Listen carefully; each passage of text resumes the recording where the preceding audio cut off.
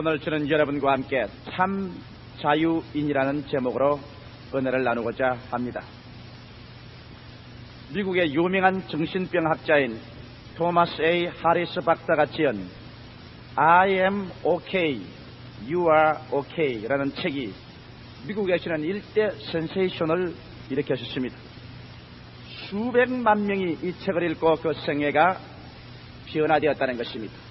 그래서 이 책 저자는 주장하기를 I am okay, you are okay 라는 책은 미국 각 가정마다 성경 옆에는 그 책을 꼭 갖다 놓아야 된다고 주장할 만큼 큰 영향력을 미친 책입니다. 저도 이 책을 구입해서 한 달 동안 꾸준히 읽어 독파해 보았습니다. 그 내용에 특 재미있는 내용이 있었습니다. 그 전체적인 내용이 뭐냐면 우리 자신을 자유케 해야 참 행복이 온다는 심리 분석적인 방법인데요. 그 사람이 발견한 특별한 것은 뭐냐면 우리 모든 사람들 속에는 세 가지 자아가 들어있는 것입니다.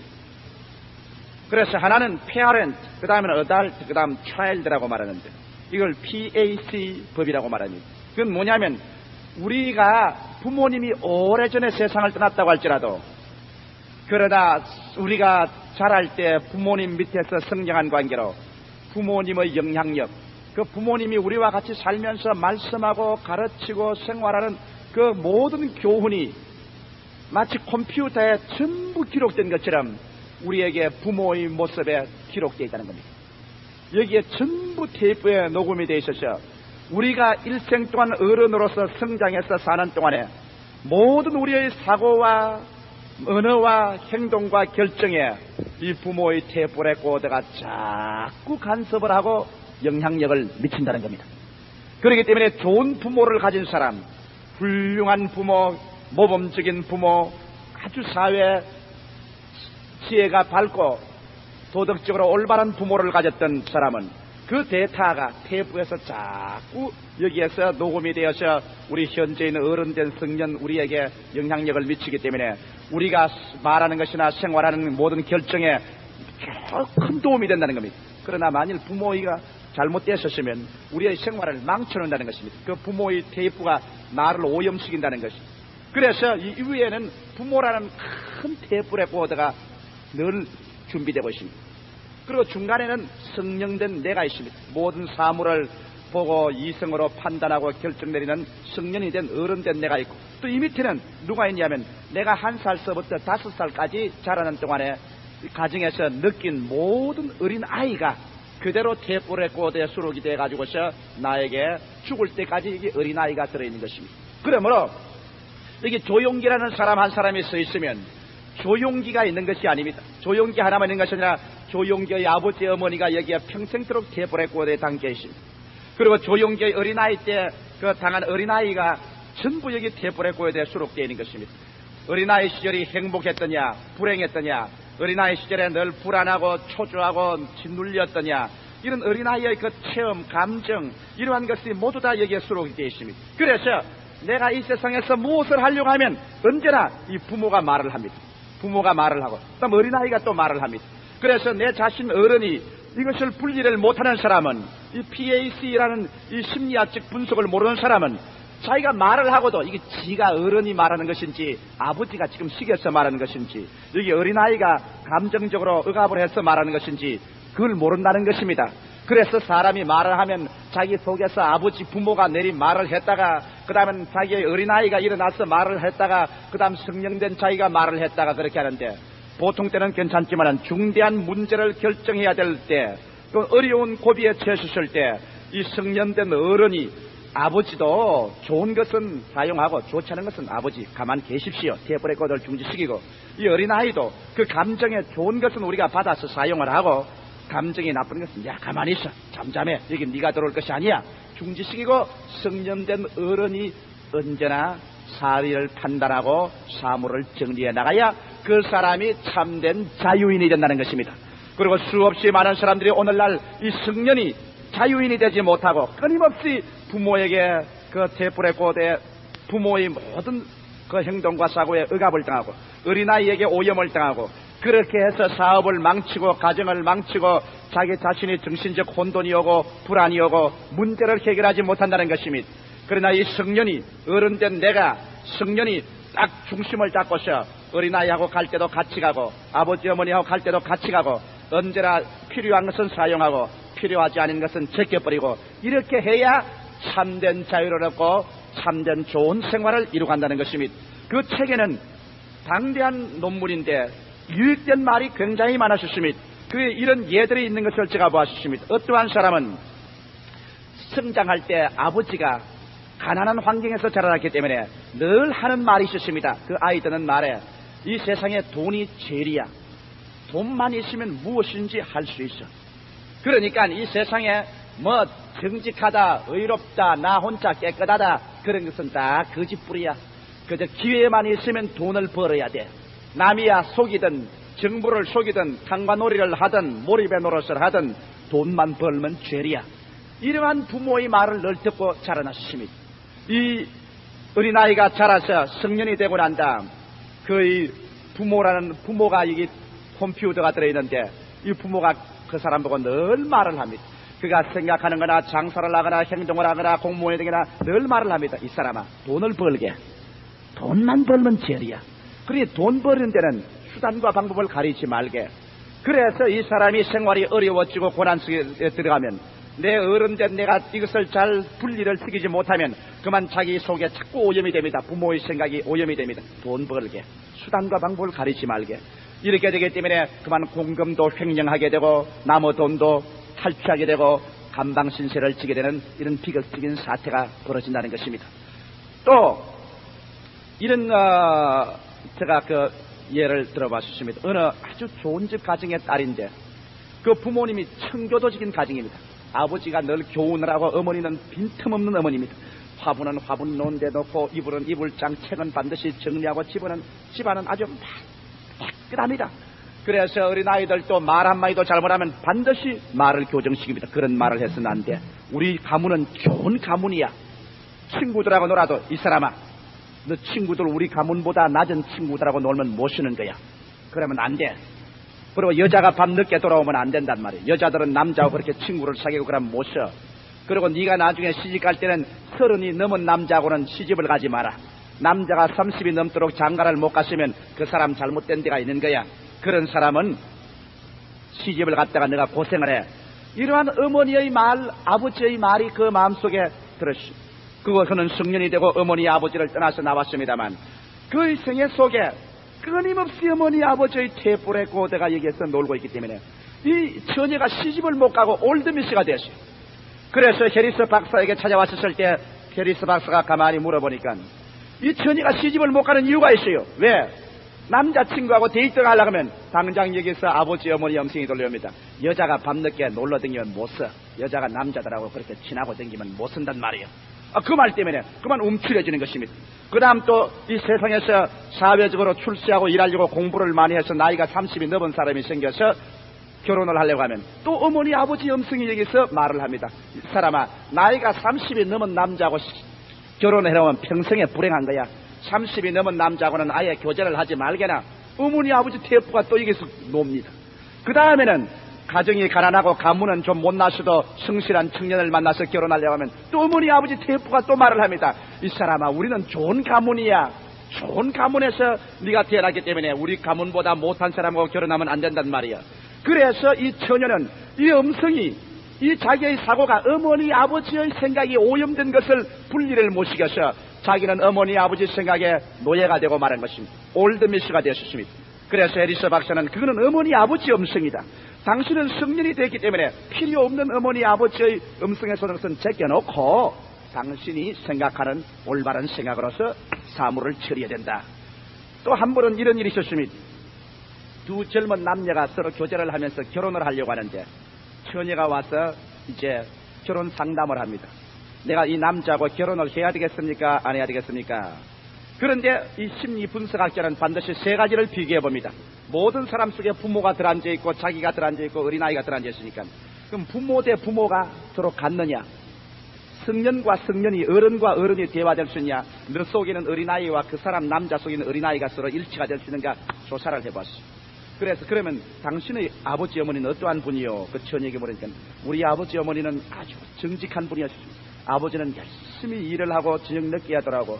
집안일은 어머니가 다 다스리는데 우리 집안은 우리 아버지가 바람을 피운 적도 없고 집안에서 큰 소리 한 적도 없고 아주 화평하고 질서 있고 어린아이들은 부모에게 순종하고 어머니 아버지는 자녀를 사랑하는 좋은 집안이었습니다. 그러면 당신 상대자의 남자의 집안은 어떻습니까? 예, 그 남자의 집안은 아버지 어머니가 일찍이 이혼을 했어요. 남자가 6살 때 이혼을 해서 아버지는 떠나가고 아버지 영향력은 전혀 없지요. 어머니 밑에서 자랐는데 어머니가 하는 말은 늘 아버지 욕하는 것이 일이었습니다.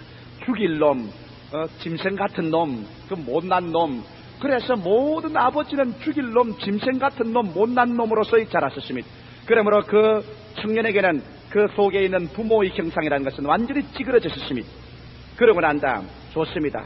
내가 이제 이 해리스 박사가 하는 말이 내가 보니까 당신 속에 있는 부모와 그 남자 속에 있는 부모가 도저히 일체가 안 됩니다. 대화가 안 돼. 그러니 그것이 벌써 결혼을 하고 나면 문제가 생길 요건이 되어 있는데다가 이제 당신 어른된 당신과 어른된 그 사람의 한 비교해 보십시오. 당신은 어떠한 사람입니까? 나는 음악을 좋아하고 종교를 좋아합니다. 철학적이고 사색적입니다. 그런데 그 청년은 음악이나 종교 같은 거 좋아하지 않습니다. 종교는 다 거짓부리고 전부 아버지같이 거짓말쟁이다. 그러고 난 다음 나는 대학을 졸업했으나 그는 대학 1년에 중퇴를 했습니다. 그러고 난 다음 그가 좋아하는 것은 스포츠 운동이고 스포츠 차를 사는 것밖에 없습니다. 그러면 당신하고 그 사람하고도 대화가 잘 안 되겠군요. 그럼 당신의 어린아이 시절을 말해 주십시오.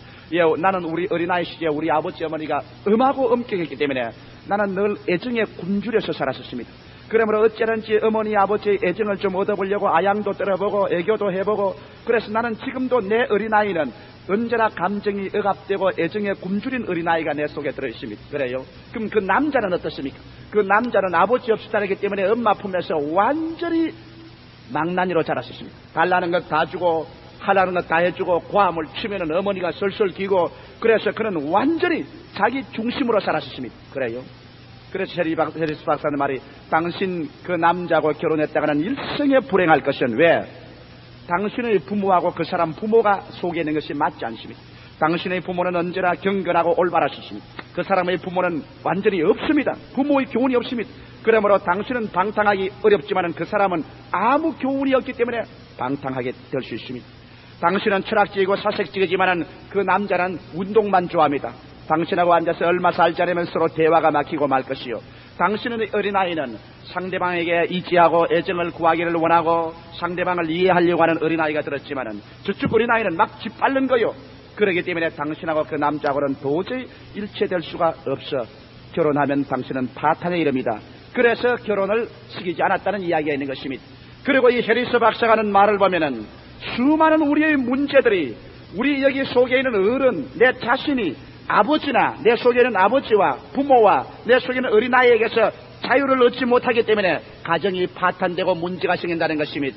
예를 들어 말하면 부부간에 결혼할 때 깊이 생각해보지 아니하고 저 사람 속에 있는 부모와 내 속에 있는 부모, 저 사람 속에 있는 어린아이와 내 속에 있는 어린아이, 이 모든 것을 다 서로 알아보고 I am okay, you are okay가 돼서 결혼하지 않고 서로 한눈에 보아서 기분이 좋다고 결혼을 들어가고 난 다음에 나중에 그 결혼이 파손되는 이유가 있다는 것입니다. 왜? 어려운 문제에 봉착하고 중대한 결정을 내려야 될 때가 오면은 내 속에 있는 어른이 어른 대 어른으로서 이성에 써서 서로 대화를 하면 문제가 해결되는데 사람은 그렇지 못하고 어려운 문제에 딱 부딪히면 어린아이가 일어난다는 겁니다. 남편이 하는 말이 여보 당신은 왜 밤낮 그 꼬락선이야? 당신 어머니가 그렇지만 당신도 그렇구먼.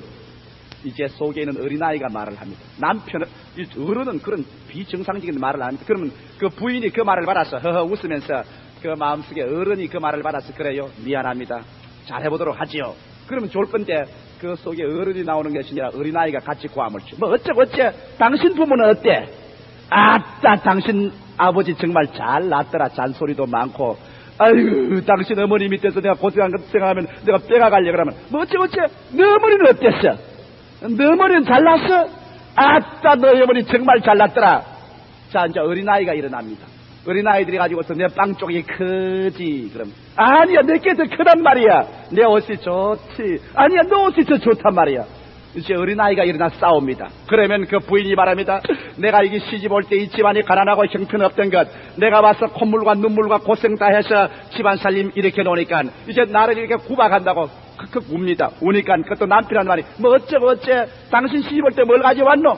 내 친구는 보니까 시집 올 때 보니 자기 친정에서 집도 사주고 자기 아버지가 직장도 다 구해주고 다 줬는데 당신 뭐 해온 게 뭐야? 당신 날 뭐 해줬어? 그렇게 목사님 앞에서 결혼할 때는 죽을 때까지 헤어지지 말자고 했다가 그 결과는 싸늘한 재판소에 가서 이혼 증서에 쾅 도장을 찍고 헤어지고 마는 겁니다. 수많은 이런 일들이 그 속에 일어나는 감정이 이건 어린아이다. 그래서 그 사람이 이 어린아이야 가만히 있어 잠잠해. 너가 일어나면 우리 가정이 파괴된단 말이야. 중간에 있는 어른인 내가 어린아이의 음성을 눌러버리고 정상적으로 서면은 어린아이에게서 자유로와 가정이 파탄해서 피할 수가 있다는 것입니다. 그리고 또 여기 아버지가 자꾸 말을 합니다. 벌써 20년 30년 전에 부모가 자꾸 여기서 교훈을 합니다면 아버지 가만히 계세요.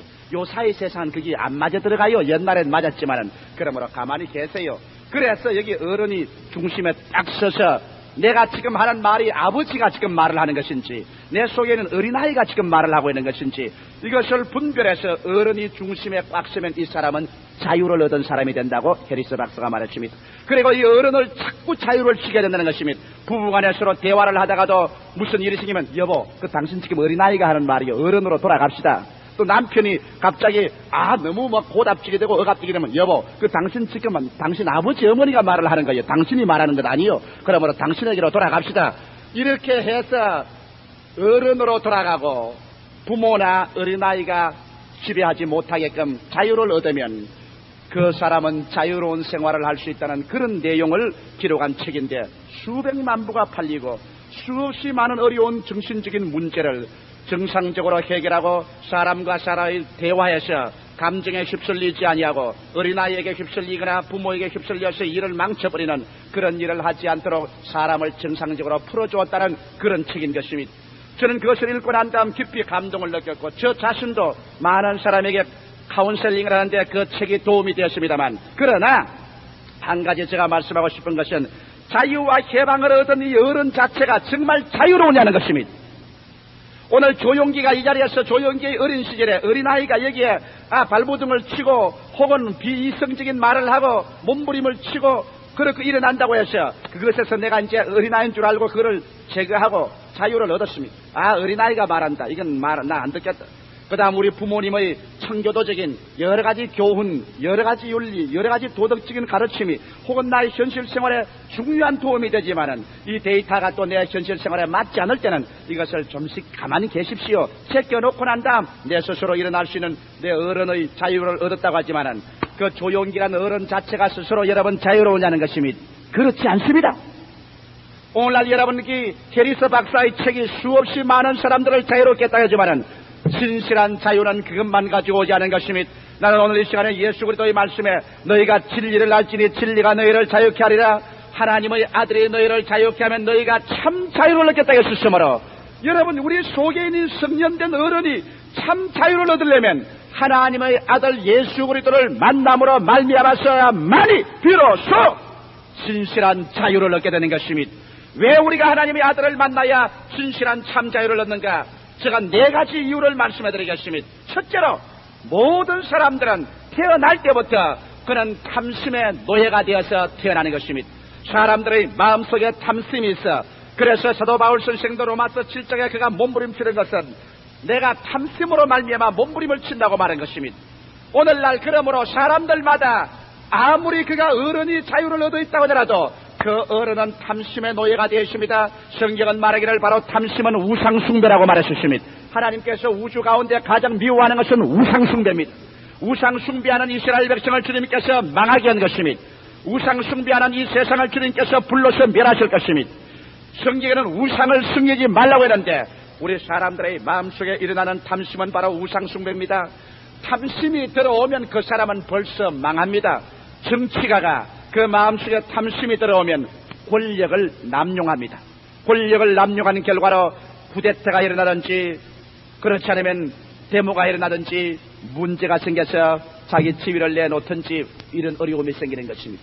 사업가가 마음에 탐심이 들어오면 정상적인 사업을 하지 않고 투기에 손을 떼기 시작하는 것입니다. 그래서 정상적으로 자라나섰으면 그 사업이 잘하고 재미있게 살아갈 그 가정생활이, 그만 사업가가 탐심이 들어와서 자기가 갚지도 못할 고액 차관을 가져오고 비싼 이자를 물고 사업이 안 되는 것을 계획했다가 왕창 넘어져서 자기도 망하고 국가에도 손실을 가져오고 파멸을 가져옵니다. 탐심이 들어온 가정주부는 자기의 가계부에 적자가 나는 것을 계산하지 아니하고 이웃에서 좋은 냉장고를 들어왔으니 우리도 들어와야 된다. 이웃에서 좋은 옷을 샀으니 우리도 사야 되지 않겠는가. 이웃의 자녀들은 좋은 사립학교에 가시니 우린들 사립학교에 왜 못 보내나. 그래서 강제로 사립학교를 보냅니다. 탐심으로 말미암아 가계부의 적자를 뛰어넘어서 일을 하려다가 가정경제가 파탄에 이르고 마는 것입니다. 이와 같이 여러분, 탐심은 우리를 묶어서 지극히 불행하게 만들어버리고 마는 것입니다. 아담 하와가 타락하게 된 근본적인 원인이 여러분 탐심이 있는 것을 압니까? 하나님께서 아담과 하와를 위해서 보기에도 아름답고 먹기에도 좋은 것을 나게 하시고 상함도 없고 해함도 없는 에덴을 지으셔서 아담과 하와가 살게 하셨습니다. 하나님을 믿고 순종해 살면 그들에게 부족한 것이 없었습니다. 그런데 마귀가 그들을 시험할 때 탐심을 가지고 시험했었습니다. 하나님께서 동산의 모든 실과는 다 먹되 선악을 하는 실과를 먹지 마라. 먹는 날에는 정령 죽으리라 하셨습니다. 그럴 때 마귀가 하와를 꿰고 아담을 꿰어서 그 실과를 포기한 적, 성경은 분명히 말하기를 그 실과를 보니 먹음직하고 부함직하고 지혜를 얻게끔 탐스럽게 보였다고 말한 것입니다. 탐심입니다. 그들의 마음속에 탐심이 들어오자 그 환경의 모든 아름다운 것이 다 불평과 원망이 생겼습니다. 탐심이 들어오자 마음의 평화가 사라지고 기쁨이 사라지고 감사하는 마음이 사라져버리고 마는 것입니다. 그래서 하나님에 대한 불평과 원망과 반항으로 선악과를 따먹었습니다. 그들은 하나님 말씀 대신에 마귀의 말을 들었으며 하나님을 섬기는 대신에 탐심을 섬겼었습니다. 탐심은 곧 우상숭배입니다. 그 결과로 인간은 비극적인 타락을 가져오게 된 것입니다. 사랑하는 성도 여러분, 탐심은 여러분에게 행복을 빼앗아갑니다. 여러분에게 감사한 마음을 빼앗아가는 것입니다. 탐심은 여러분의 생활에 우상을 갖다서 그 우상에 절하게 만드는 것입니다.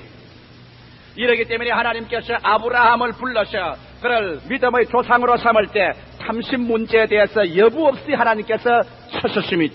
하나님께서 갈대아 우르 땅에서 아브라함을 불러셨습니다. 갈대아 우르 땅은 우상의 동리요 아브라함의 아버지 때라는 우상 장사였다고 합니다.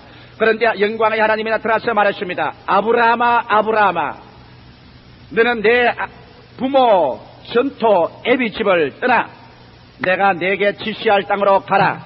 그러면 내가 너로 큰 민족을 이루고 내가 내게 복주고 복주며 번창케 하고 번창케 하리니 너는 온 세계 만민의 복의 근원이 될 것이라고 말한 것입니다. 아브라함이 축복을 받고 난 다음 갈대아 우르에서 떠나 하란까지 왔다가 하란에서 이제 가나안으로 들어올 때 하나님은 내 부모 전토 아비 집을 떠나라고 했는데 여기에 그만 아브라함이 탐심이 하나님의 그 명령을 순종할 수 없게 되셨습니다. 하란에서 모은 모든 재산을 수레에 실었습니다. 수십 대의 수레에 실었습니다. 하란에서 얻은 종들을 수백 명 줄을 세우고 그 다음에는 애비 집을 떠나라고 했는데 조카의 손을 잡고 아들이 없으니까 조카를 아들 삼아 조카를 롯을 잡고 그러고 난 다음 행진해서 가나안을 향해서 들어옵니다. 아마 하늘에서 천사가 말을 했겠습니다. 하나님 아버지시여, 저 아브라함 아닙니까? 분명히 부모 전토 애비 집을 떠나 혈혈 단신으로 아내의 손만 잡고 오라고 했는데 저게 뭡니까 일대 행렬이. 아마 하나님께서 내려다보시고 혀를 차셨을 것입니다. 사람은 저렇다니까. 탐심은 곧 우상숭배인데 저 술에다가 우상을 잔뜩 싣고 오니 저 탐심하고 나하고 나중에는 감이 되어서 제대로 내버려두면 아브라함은 타락하고 만다. 제대로 내버려두면 아브라함은 하나님과 거리가 멀어지고 버림받고 만다. 나는 저 탐심의 소재인 그 물질을 내가 칠토인이 보아라. 아브라함이 하나님의 축복을 기대하고 가나안 땅에 들어와서 그 짐을 다 풀어놓고 짐승을 다 풀어놓고 종들을 다 풀어놓아 큰 때를 이루려는데 하나님께서 가나안에 오시자마자 축복을 주신 것이 아니라 하늘은 노시되어 비가 오지 아니하고 땅에 물은 다 마르고 곡식은 불타고 먹을 풀은 없으며 양떼와 소떼는 다 굶어 죽고 종들은 배고파 불평하다가 다 도망을 쳐버리고 그런 폐가 망신하고 말한 것입니다. 하나님이 어찌된 일입니까? 하늘을 쳐다보고 기도해도 땅을 치고 통곡해도 응답은 없습니다. 왜? 아브라함이 탐심을 싣고 왔기 때문인 것입니다. 그의 마음속에 물질의 우상을 가지고 왔기 때문에 하나님이 우상을 치는 것입니다. 그래서 물질 다 잃고 난 다음에도 조카 롯을 보내야 됩니다. 조카를 돌려보내라고 하셨습니다. 그런데 그는 조카가 아들과 같이 데리고 있고 싶고 보내기 싫어서 가지고 있었습니다. 조카가 배고프다고 울고 불고 하니까 조카가 우상에 대해 그 조카 살리겠다고 애굽 땅으로 내려가셨습니다. 애굽 땅에 내려가서 어떻게 한지 압니까? 아브라함이 보통 팔아간 것이 아니라 자기 아내의 몸을 팔아 먹고 살았었습니다. 큰 슬픔과 고난의 해를 지나고 난 다음 그가 크게 깨닫고 그 다음에 다시 가나안 땅으로 올라왔을 때는 그는 탐심을 다 버렸습니다. 왜? 롯이 와서 말했습니다. 아저씨의 양치기와 나의 양치는 사람들이 서로 우물과 서로 좋은 풀밭을 위해서 싸우는데 아저씨 어떻게 할까요? 그때 아브라함은 여기에서 탐심을 벌였습니다. 네가 좋은 대로 어떻게 가라. 네가 동하면 나는 서하고 네가 남하면 나는 북하리라. 그래서 조카 롯은 저 요단강 물이 척척 물이 넘치고 기름진 서쪽 요단강을 향해서 아저씨 그럼 내가 저리 가겠습니다. 그래서 아브라함이 남은 것은 산지 뼈다귀만 남은 산지에 홀로 남았었습니다. 조카를 보내고 물질에 대한 탐심을 다 버리고 그가 혈혈단신되어 이제 자기 아내와 둘이 남았을 때 하늘에서 음성이 들려왔습니다. 아브라함아 산 위로 올라가라. 아브라함이 산 위로 올라갑니다. 중택 올라가니 더 올라가라. 더 올라가니 꼭대기까지 올라가라. 올라가셨습니다. 너의 눈에 손을 대고 동서사방을 바라보라. 내 눈이 미치는 곳까지 내가 다 너에게 주었으니 너와 내 후손에게 이것을 주었노라. 비로소 아브라함이 탐심에서 해방을 얻자마자 하나님께서 아브라함에게 축복해 주시되 가나안의 모든 것을 축복해 주어 기어코 아브라함은 그부가 되고 말한 것입니다. 여러분 성경 말씀에 보아서 아시겠지요? 부자 청년이 예수를 찾아온 적이 있습니다. 그런 질풍처럼 뛰어와서 예수 앞에 엎드려서 말했습니다.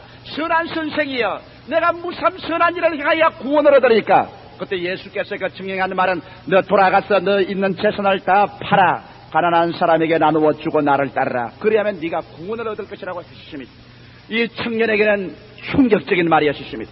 그러나 예수님은 올바른 말을 해주십니다. 왜? 이 청년은 재물에 대한 탐심이 광목이었기 때문에 그런 우상을 섬기고 있었습니다. 이 청년에게 재물은 우상 숭배였습니다. 그 탐심, 그 우상을 가지고 주님 앞에 와서 우상과 그리스도를 동시에 섬길 수 없습니다. 성경을 말하기를 사람이 황금과 하나님을 동시에 섬길 수 없나니라. 이 청년은 자기의 재물과 예수를 동시에 섬기려고 했었습니다. 그러므로 주님께서는 그 재물을 따가서 팔고 빈손 들고 나를 따르라. 이 청년은 재물을 따를 것이냐 영생의 주님을 따를 것이냐 기로했었을 때 보십시오. 그는 일어나서 주님을 발길로 차버리고 재물을 따라 가셨습니다. 그는 서서 재물이 많은 곳으로 서서 가니 그 뒷꼭지를 바라보시고 주님께서 말씀하십니다. 너희가 보았지. 부자가 천국에 들어가는 것은 약대가 바늘기로 들어가는 것보다 더 힘들다. 이 말을 듣고 베드로와 제자가 놀라셨습니다. 그러면 누가 구원을 얻으리까? 사람으로는 할 수 없으되 하나님께서는 하실 수가 있나니라. 이 말은 뭔지 압니까? 사람으로서는 탐심을 버릴 수가 없으되 여러분 우리가 하나님께 나와서 그 발 앞에 엎드려 주여 나의 탐심을 지하여 주시옵소서 기도할 때 주님께서만이 우리 탐심을 지하여 줄 수가 있는 것입니다. 사람으로는 할 수 없으되 하나님은 할 수 있는 것입니다. 그러므로 이 가운데 여러분께서 여러분의 탐심과 하나님을 동시에 섬길 것이라고 생각하는 사람은 잘못된 사람인 것입니다. 수없이 많은 사람이 하나님을 찾고 하나님의 은혜를 받고 싶고 예수 그리스도를 체험하고 싶지만은 그러나 자기의 탐심의 우상을 잔뜩 부둥켜 안고 주님께 나오려 하기 때문에 주님은 그러한 사람을 부자 청년을 돌려보내듯이 돌려보내고 마는 것입니다. 오늘 이 시간에 앉아서 내 설교를 듣는 사람 중에도 천국에 들어가기가 바늘기로 약대가 바늘기로 들어가는 것보다 더 힘든 사람도 있을 것입니다. 그러면 어찌해야 되겠습니까? 여러분 이러한 탐심에 노예가 된 사람은 나사렛 예수 앞에 나와서 주님이시여 내 마음속을 붙잡고 있는 탐심을 제하여 주시옵소서. 세상에 대한 탐욕, 물질에 대한 탐욕, 재산에 대한 탐심을 주님께서 꺾어 주시옵시고 주여 그 발 앞에 내가 엎드리니 나를 자유케 하사 구원하여 주시옵소서. 성경은 약속하기를 하나님의 아들이 너를 자유케 하면 너희가 진정코 자유를 얻으라고 말씀한 것입니다. 그래서 여러분의 물질이 여러분의 우상이 되는 것 다 놓아버리고 난 다음에 주님 홀로 중심으로 섬길 때 주님이 여러분 버릴 줄 압니까? 성경은 밝히 말씀하기를 그 나라와 그 의를 먼저 구하라. 그리하면 이 모든 것을 너희에게 도와주리라. 우리 하나님께서는 당신이 하늘에서 부어진 축복으로 자녀들이 성장해서 물질을 가지고도 하나님이 주신 것이라고 기뻐하기를 원하지. 세상에서 얻어서 그것이 탐심이 되어 우상이 되어서 내가 혹시 예수 믿다가 물질에 손해가지 않을까 해서 조금만 손해가면 하나님 내 발길로 차버리고, 조금만 하나님 사업에 물질 내놓으라면 또 하나님 앞에 대항하고 발길로 차고, 이러한 사람을 하나님께서는 원치 않은 것입니다. 이러므로 오늘 성인된 여러분과 내 자신이 참된 자유를 얻고 행복하게 살려면 탐심에서 자유를 얻어야 되는 것입니다. 탐심 없이 아내를 사랑하는 남편, 탐심 없이 남편을 사랑하는 아내, 탐심 없이 자녀를 사랑하고, 자녀는 부모를 사랑할 때 무슨 재산 상속이나 주지 않았냐 하는 탐심을 가지고 부모를 생각하지 말고, 탐욕에서 벗어나 참된 자유 가운데서 사랑하는 아내, 탐심 없이 자녀를 사랑하고, 자녀는 부모를 사랑할 때 무슨 재산 상속이나 주지 않았냐 하는 탐심을 가지고 부모를 생각하지 말고, 탐욕에서 벗어나 참된 자유 가운데서 부부의 사랑, 부모 자식의 교제가 이루어질 때 거기에 참 행복이 다가오는 것입니다. 둘째로, 성년된 우리가 참 자유를 얻기 위해서는 죄의 습관에서 자유를 얻어야만 되는 것입니다. 우리가 모두 다 죄인 아닙니까? 죄인 아닌 사람이 누가 있습니까? 성경에는 모든 사람이 죄를 범하였으니 하나님의 영광에 이르지 못하느니라고 말씀하셨습니다. 죄를 짓지 않은 의인은 한 사람도 없습니다. 그러나 예수 그리스도의 십자가 앞에 나와서 예수의 보혈에 우리가 목욕하셨을 때, 예수의 피로 말미암아 우리는 죄책에서 놓여났습니다만, 죄책에서 놓여났어도 죄악의 습관이 우리 속에 참호를 파고 들어앉아서 자꾸 죄 속으로 끌어가는 일이 많습니다. 그렇기 때문에 바울 선생이 말하기를, 내 마음으로는 하나님의 법을, 육신으로는 죄의 법을 승리노라. 오라 나는 공고한 사람이로다. 이 사망의 몸에서 누가 나를 건져내려고 하는 것입니다. 수없이 많은 사람들이 자유인인 줄 생각하고 있지만은 실상은 자유인이 아니고 그 가운데 있는 성년된 어른된 자기가 죄악의 사슬에 묶여서, 죄악의 습관에 묶여서 끌려가는 사람이 얼마나 많습니까? 저는 아주 무죄하고 그것은 죄가 아니라고 한 것에도 묶여서 그는 하나님을 멀리 떠나는 사람 보았습니다. 여러분, 요사이 이 고급 사회에서 유행하는 낚시. 한 가정에서 예수를 믿었습니다. 그 남편도 예수를 믿었는데, 이 남편이 수요일 날은 교회를 나오는데 주일날은 안 나와요. 그래 왜 주일날 안 나오는가 하고서 집에 가서 물어보니까 주일날은 낚시를 간답니다. 그 낚시를 안 가고서 교회에 나올 수가 없느냐? 그가 하는 말이, 낚시가 자기 마누라보다 더 좋답니다. 낚시 던져서 고기가 물고서 땡기면 물을 착착착 치면서 쫙 땡기는 거 보면 이건 뭐 자기 마누라보다도 좋고 자식보다도 좋대요. 낚시에 미쳤어요. 그래서 저희들이 가서 안 된다고 기도하고 낚시를 버리고 하나님 중심으로 살아야 되겠네.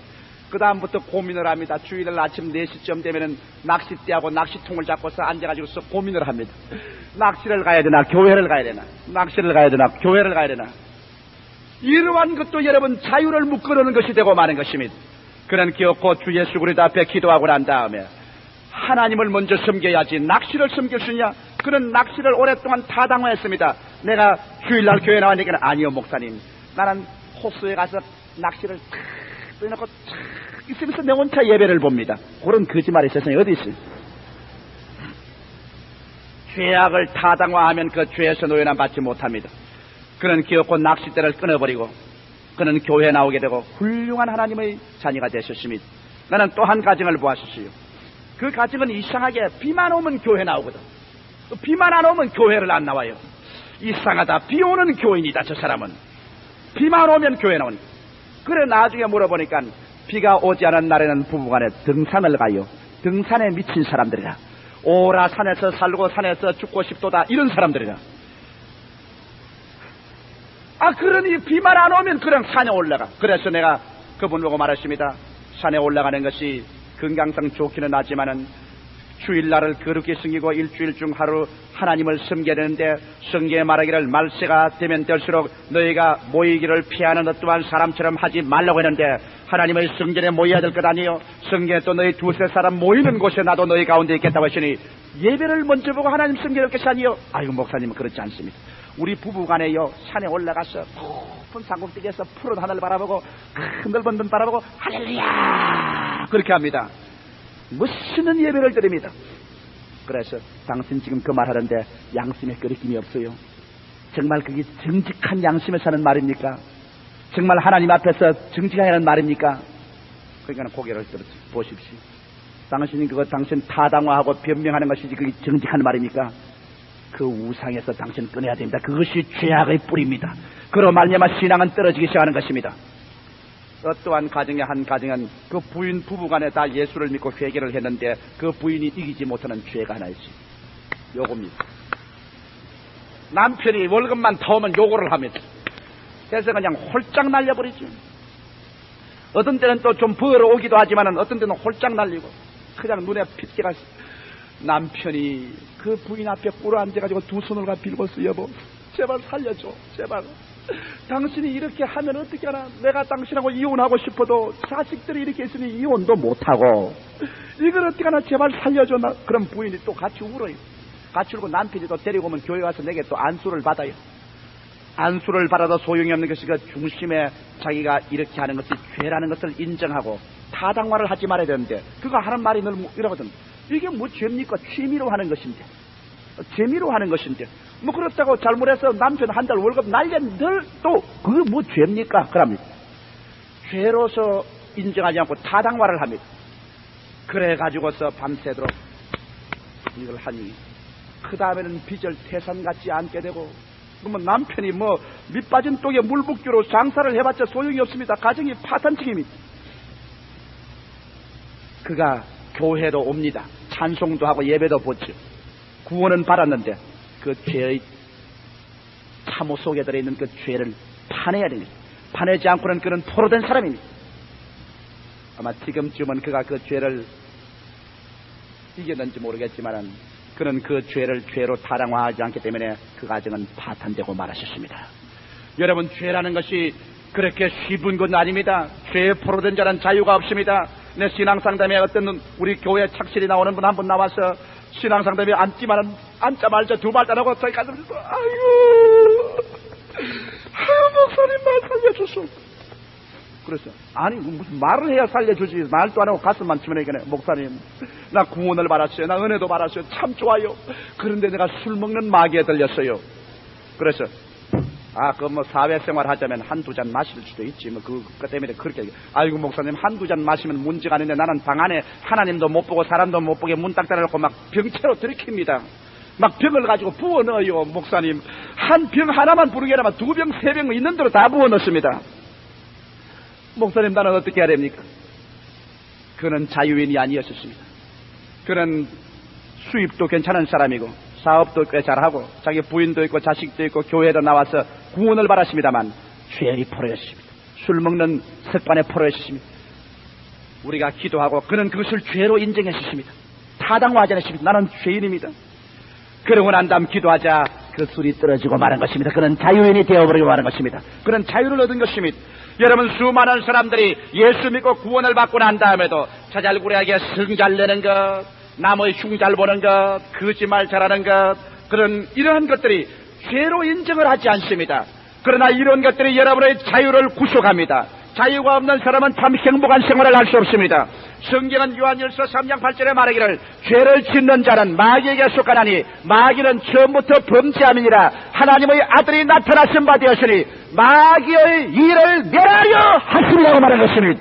오늘 이 시간에 여러분이 감추인 죄가 있으면 하나님 앞과 사람 앞에서 감추어놓은 죄가 있으면 여러분은 그 죄의 습관에서 자유를 얻어야 되는 것입니다.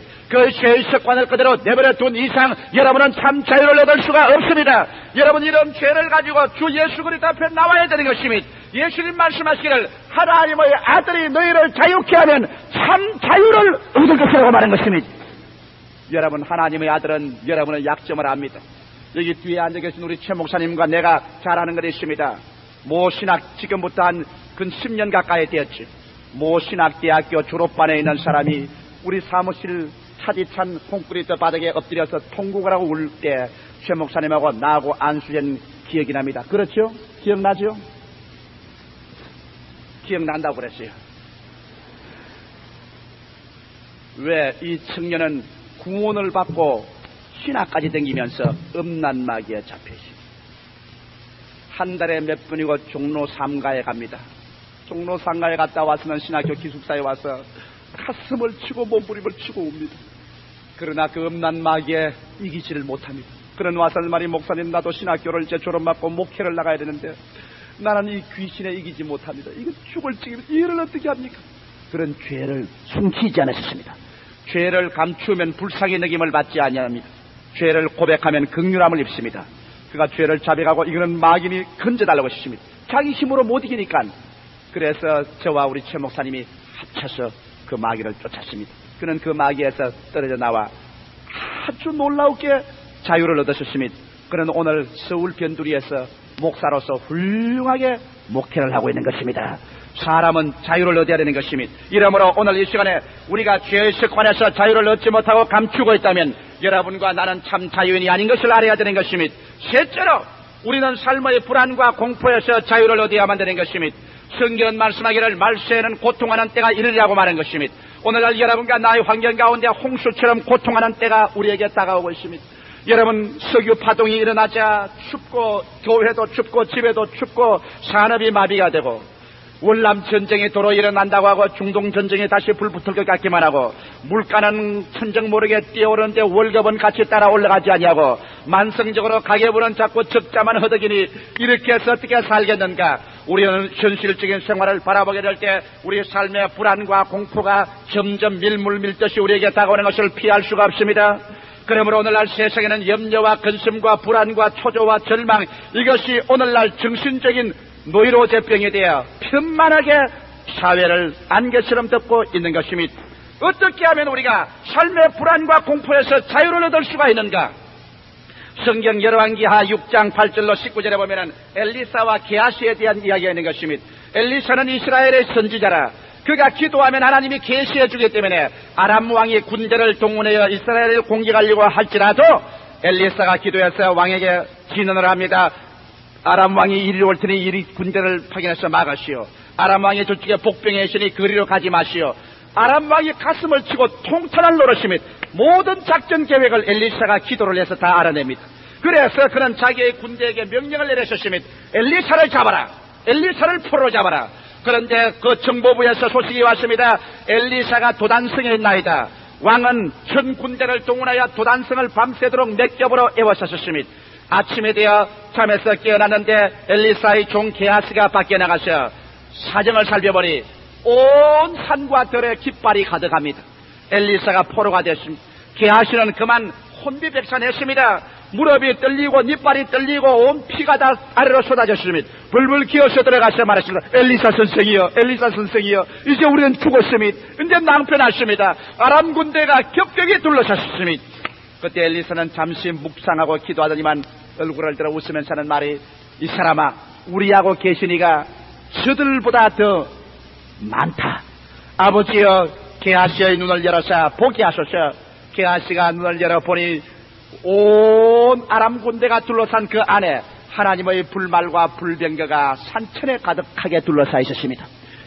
게하시는 벌벌 떠지만은 여기에 믿음으로 보는 이 엘리사는 두려워하지 않고 믿음으로 나아가서 그 사람들에게 들어갔습니다. 여보시오, 누구를 찾소? 엘리사를 찾습니다. 이 성은 그 성도 아니요, 이 사람은 그 사람도 아니, 나를 따라오시오.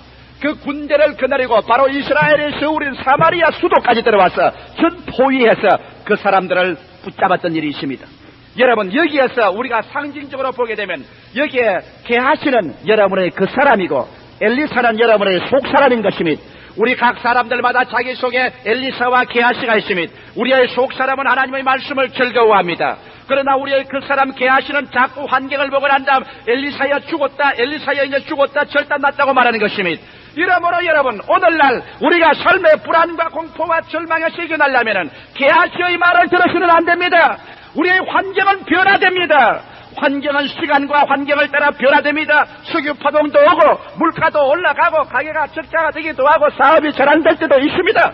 유동적인 환경을 바라보고 우리의 육신의 사람이 눈에 보는 대로, 귀로 듣는 대로, 손으로 만지는 대로, 느끼는 대로 해서 이제 날 죽었다고 뛰기 시작하면 그 사람의 가슴 속에 평화가 있을 날이 없는 것입니다. 그러나 눈에는 아무 증거 안 별지라도, 귀에는 아무 소리 안 들려도, 손에는 잡히는 없을지라도, 내 앞길 철학같이 어두울지라도 여러분 속에 있는 이 엘리사와 같은 속사람이 일어나서 하나님 말씀 위에 서서 주님을 바라보고 서 있으면 환경에 요동하지 않게 되는 것입니다. 바울 선생은 말하기를 우리는 믿음으로 행하고 보는 것으로 행하지 않는다고 말하셨습니다. 성경에 예수께서는 말씀하기를 사람이 떡으로만 살 것이 아니요 하나님의 입으로 나오는 말씀으로 살 것이라고 말한 것입니다. 주를 믿고 기다리면 현재 안 되는 것이 지나고 보면 잘 되는 것이 있습니다. 현재 망한 것이 지나고 보면 축복되는 것이 있습니다. 여러분, 성경에 기록한 32,500가지의 하나님의 약속의 말씀이 그렇게 힘없고 맥없는 말씀이 아닌 것입니다. 이 하나님의 말씀은 저 하늘이 무너지고 이 땅이 꺼져도 1.1핵도 변하지 않습니다. 이 말씀은 천지를 지으신 위대한 창조적인 말씀인 것입니다. 그렇기 때문에 오늘날 우리가 삶의 불안과 공포에서 자유를 얻기 위해서는 하나님 말씀을 들어야 됩니다. 하나님 말씀을 읽어야 됩니다. 하나님 말씀을 사고해서 여러분 속에 있는 엘리사와 같은 그 속사람이 말씀 위에 서서 살아야 되는 것입니다. 동남풍아 부르라, 서부풍아 부르라. 그러나 하나님을 사랑하는 자 곧 그 뜻대로 부르심을 입은 자들에게는 모든 일이 합력하여 선을 이루나니라. 이와 같은 확실한 하나님의 말씀에 서서 여러분이 나아가면 비로소 바울 선생같이 외칠 수 있습니다. 이러므로 사망이나 생명이나 천사들이나 높음이나 깊음이나 현재이나 장래이나 세상 아무것도 예수 그리스도 안에 있는 하나님의 사랑에서 끊을 수가 없나니라고 담대하게 말할 수가 있게 되는 것입니다. 이러므로 사랑하는 성도 여러분, 이 말씀을 등한히 여기지 마십시오. 이 말씀은 천하보다 귀한 것입니다. 그리고 이 말씀은 살아있는 말씀입니다. 운동력이 있습니다. 홍과 영과 및 관절과 골수를 짜깁니다. 이 말씀은 그대로 믿고 나가는 자에게 현재도 이루어지고 하나님께서는 그 따르는 표적으로 말씀을 확실히 증거해 주십니다. 이러기 때문에 여러분께서 예수 그리스도를 진실로 체험하고 말씀 위에 서면 불안과 공포를 이길 수 있는 것입니다. 어떻게 예수를 체험합니까? 예수를 구주로 모셔서 구원을 받을 뿐 아니라 여러분이 성신으로 충만한 세례를 받아 성령이 충만하여 성령이 말하게 하심을 따라 다른 방언으로 말하는 이러한 신앙적인 체험을 하고 나면 하나님의 사랑이 여러분 마음 가운데 부원받아 내가 하나님을 뜨겁게 사랑하고 하나님이 날 사랑하는 줄 알면 여러분께서 좀 전에 찬송 부른 것처럼 주의 사랑 비칠 때 기쁨 오네 근심 걱정 물러가고 기쁨 오네 염려와 불안 대신에 마음속에 기쁨이 가득해지는 것입니다. 판잣집에 돗자리를 깔고 앉아서도 마음의 기쁨이 가득하고 소망이 넘칩니다. 내일은 오늘보다 다음 달은 금분달보다 명년은 금년보다 잘 살 수 있는 소망이 가득해지고 믿음이 넘쳐납니다. 그리고 주님은 말씀하시기를 내 믿은 대로 될지어다 말씀하시는 것입니다. 넷째로 우리가 참 자유의 사람이 되기 위해서는 마지막 죽음에서 자유를 얻어야 됩니다. 죽음이란 그림자는 어린아이 때 태어날 때부터 끊임없이 우리를 따라오는 것입니다. 자식을 길러본 부모 치면 죽음의 그림자를 생각 안 해본 부모는 없을 것입니다. 어린아이가 감기가 들이고 열이 나서 앓으면 부모의 마음에 그림자가 지나갑니다. 죽지 않으려는가 어찌할 수 없습니다. 나는 그런 생각이 가끔 납니다. 우리 집사람이 갑자기 많이 아파서 열이 펄펄 나니까 야 이거 호랩이 안 될라나. 사람이 자기의 죽음도 죽음이겠지만은 자기의 아내나 남편이나 자식을 가진 사람은 언제나 죽음의 그림자가 아말리에 우리의 모든 인격을 형성해 나가는 불안과 공포의 원인이 되는 것입니다. 이러므로 우리가 죽음에서 자유를 얻지 못하면 우리의 자유는 헛된 것입니다. 부귀 영화를 아무리 쌓아놓는다고 할지라도 병들고 죽어버리면 그것이 무슨 소용이 있겠는 것입니까? 이러므로 오늘날 우리는 죽음의 허무와 절망에서 자유를 얻어야 됩니다. 누가 이 자유를 주겠습니까? 철학적인 말이나 문학적인 수식으로 위로를 줘도 소용없습니다.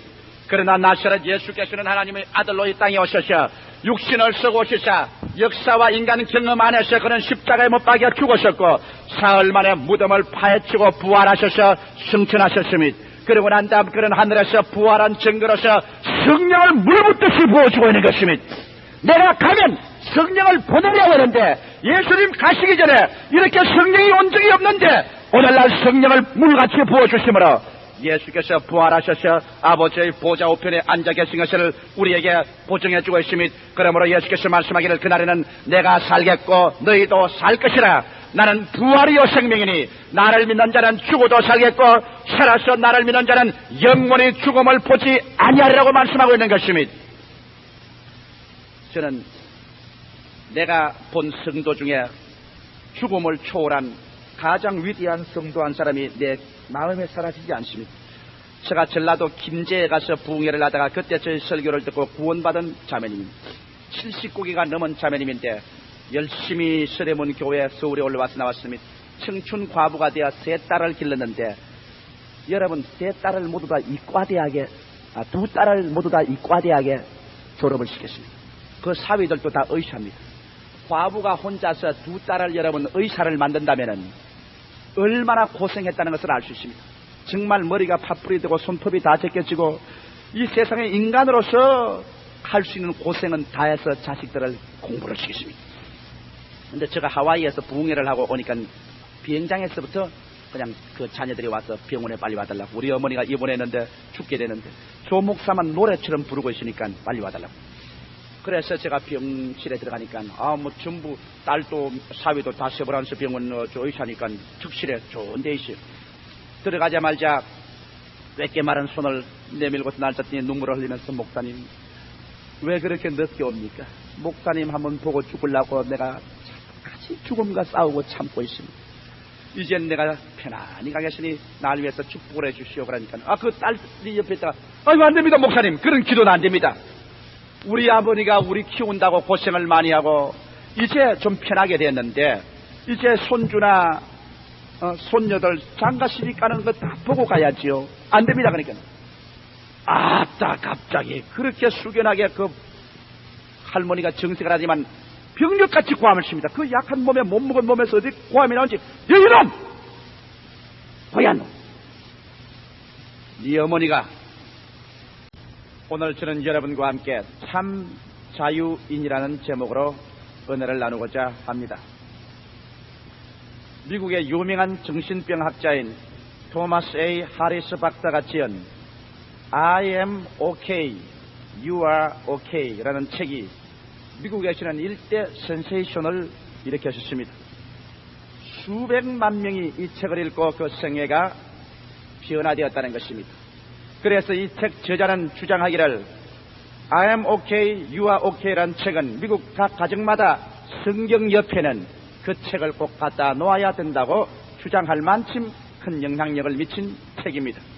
저도 이 책을 구입해서 한 달 동안 꾸준히 읽어 독파해 보았습니다. 그 내용에 특 재미있는 내용이 있었습니다. 그 전체적인 내용이 뭐냐면 우리 자신을 자유케 해야 참 행복이 온다는 심리 분석적인 방법인데요. 그 사람이 발견한 특별한 것은 뭐냐면 우리 모든 사람들 속에는 세 가지 자아가 들어있는 것입니다. 그래서 하나는 parent, 그 다음에는 adult, 그 다음 child라고 말하는데 이걸 PAC 법이라고 말합니다. 그건 뭐냐면 우리가 부모님이 오래전에 세상을 떠났다고 할지라도 그러나 우리가 자랄 때 부모님 밑에서 성장한 관계로 부모님의 영향력, 그 부모님이 우리와 같이 살면서 말씀하고 가르치고 생활하는 그 모든 교훈이 마치 컴퓨터에 전부 기록된 것처럼 우리에게 부모의 모습에 기록되어 있다는 겁니다. 여기에 전부 테이프에 녹음이 되어 있어서 우리가 일생 동안 어른으로서 성장해서 사는 동안에 모든 우리의 사고와 언어와 행동과 결정에 이 부모의 테이프 레코더가 자꾸 간섭을 하고 영향력을 미친다는 겁니다. 그렇기 때문에 좋은 부모를 가진 사람, 훌륭한 부모, 모범적인 부모, 아주 사회 지혜가 밝고 도덕적으로 올바른 부모를 가졌던 사람은 그 데이터가 테이프에서 자꾸 여기에서 녹음이 되어서 우리 현재 있는 어른된 성년 우리에게 영향력을 미치기 때문에 우리가 말하는 것이나 생활하는 모든 결정에 큰 도움이 된다는 겁니다. 그러나 만일 부모가 잘못되었으면 우리의 생활을 망쳐놓는다는 것입니다. 그 부모의 테이프가 나를 오염시킨다는 것입니다. 그래서 이 위에는 부모라는 큰 테이프 레코더가 늘 준비되고 있습니다. 그리고 중간에는 성령된 내가 있습니다. 모든 사물을 보고 이성으로 판단하고 결정 내리는 성년이 된 어른된 내가 있고 또 이 밑에는 누가 있냐면 내가 1살서부터 5살까지 자라는 동안에 가정에서 느낀 모든 어린 아이가 그대로 테이프레 코드에 수록이 돼가지고서 나에게 죽을 때까지 이게 어린아이가 들어있는 것입니다. 그러므로 여기 조용기라는 사람 한 사람이 서 있으면 조용기가 있는 것이 아닙니다. 조용기 하나만 있는 것이 아니라 조용기의 아버지 어머니가 여기에 평생토록 테이프레 코드에 담겨 있습니다. 그리고 조용기의 어린아이 때 그 당한 어린아이가 전부 여기 테이프레 코드에 수록되어 있는 것입니다. 어린아이 시절이 행복했더냐 불행했더냐, 어린아이 시절에 늘 불안하고 초조하고 짓눌렸더냐, 이런 어린아이의 그 체험, 감정, 이러한 것이 모두 다 여기에 수록이 되어 있습니다. 그래서 내가 이 세상에서 무엇을 하려고 하면 언제나 이 부모가 말을 합니다. 부모가 말을 하고 그다음 어린아이가 또 말을 합니다.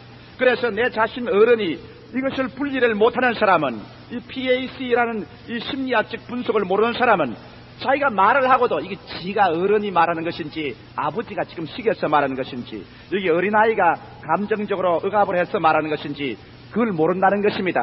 그래서 사람이 말을 하면 자기 속에서 아버지 부모가 내린 말을 했다가 그 다음엔 자기의 어린아이가 일어나서 말을 했다가 그 다음 성령된 자기가 말을 했다가 그렇게 하는데, 보통 때는 괜찮지만 중대한 문제를 결정해야 될 때, 또 어려운 고비에 처했을 때 이 성년된 어른이 아버지도 좋은 것은 사용하고 좋지 않은 것은 아버지 가만 계십시오, 테이프레 코드를 중지시키고, 이 어린아이도 그 감정에 좋은 것은 우리가 받아서 사용을 하고 감정이 나쁜 것은 야 가만히 있어 잠잠해 여기 네가 들어올 것이 아니야 중지시키고, 성년된 어른이 언제나 사리를 판단하고 사물을 정리해 나가야 그 사람이 참된 자유인이 된다는 것입니다.